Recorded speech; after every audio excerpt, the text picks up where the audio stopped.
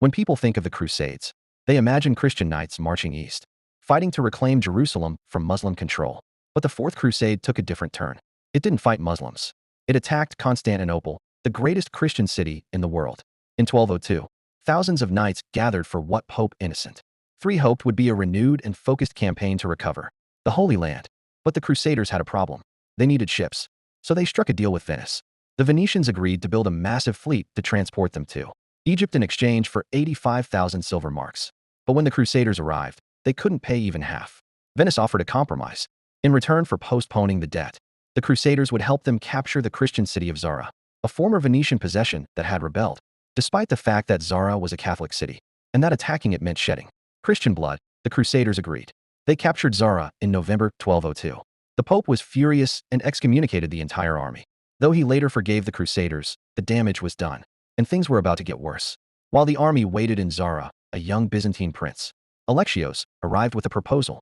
Help him reclaim his father's throne in Constantinople, and he would pay them handsomely, 200,000 silver marks, provisions, soldiers for the crusade, and even promised to reunite the Eastern Orthodox and Catholic churches. The Crusaders saw opportunity. They sailed to Constantinople in 1203 and helped Alexios take the throne. But once in power, Alexios struggled to raise the money he'd promised. He taxed the people heavily and melted down church treasures, turning public opinion sharply against him.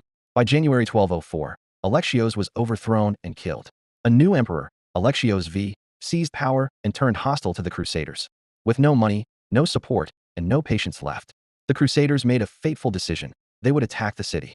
In April 1204, they stormed Constantinople's walls. What followed was one of the most infamous sacks in medieval history.